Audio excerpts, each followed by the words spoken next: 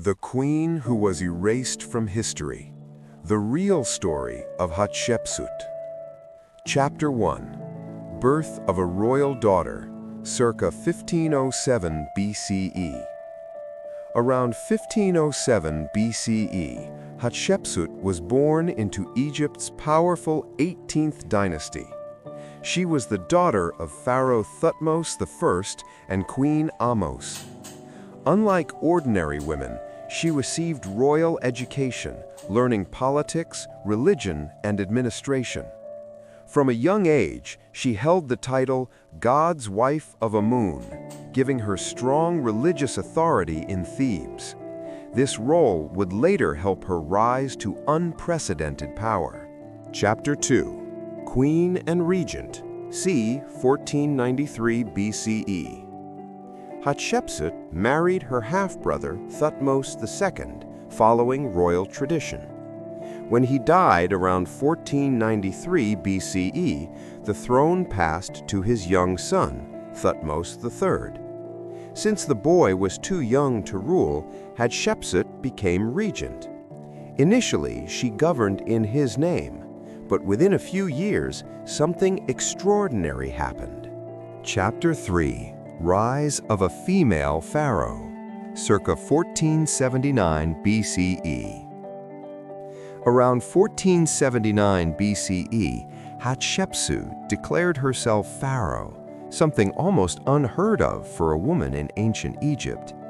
She didn't just rule behind the scenes, she took full royal titles and authority. To legitimize her rule, she adopted male symbols of kingship, including the false beard and traditional attire. Official inscriptions described her as a chosen ruler of the god Amun. Rather than facing chaos, her reign brought stability and prosperity. Chapter 4. A Golden Age of Peace, 1479 to 1458 BCE. Hatshepsut's rule marked one of Egypt's most peaceful and prosperous eras. Instead of focusing on wars, she invested in trade, architecture, and culture. One of her greatest achievements was the expedition to the land of Punt, modern-day Somalia-Eritrea region, bringing back gold, incense, and exotic goods. This strengthened Egypt's economy. She also built magnificent monuments, including her mortuary temple at Deir el-Bahari, a masterpiece of ancient architecture. Her reign proved that leadership was not defined by gender, but by vision and intelligence. Chapter 5. Death and Sudden Disappearance, circa 1458 BCE.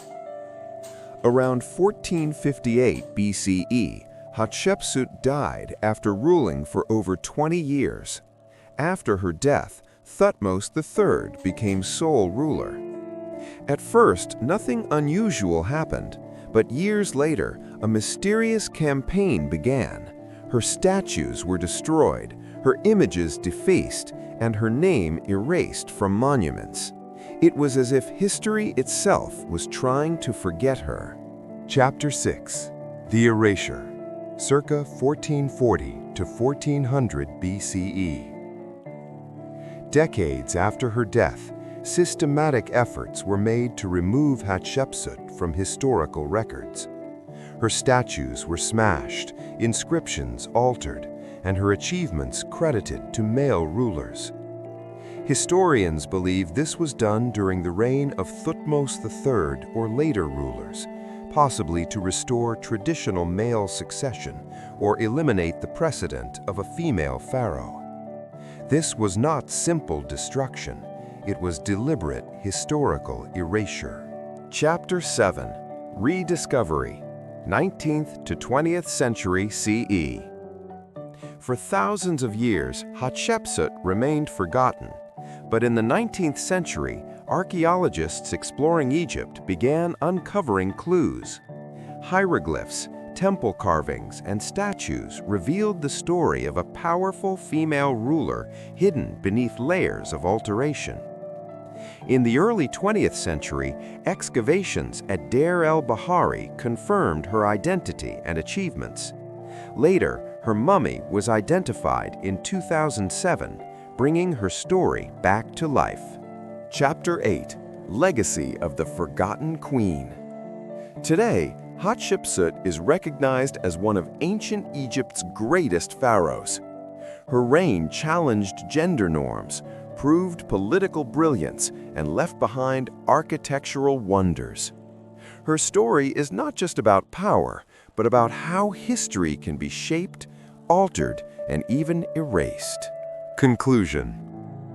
Hatshepsut's life is a powerful reminder that history is not always complete. Despite attempts to erase her, the truth survived through stone, art, and time. She was not just a queen, she was a king, a builder, a visionary, and the ruler history tried to forget.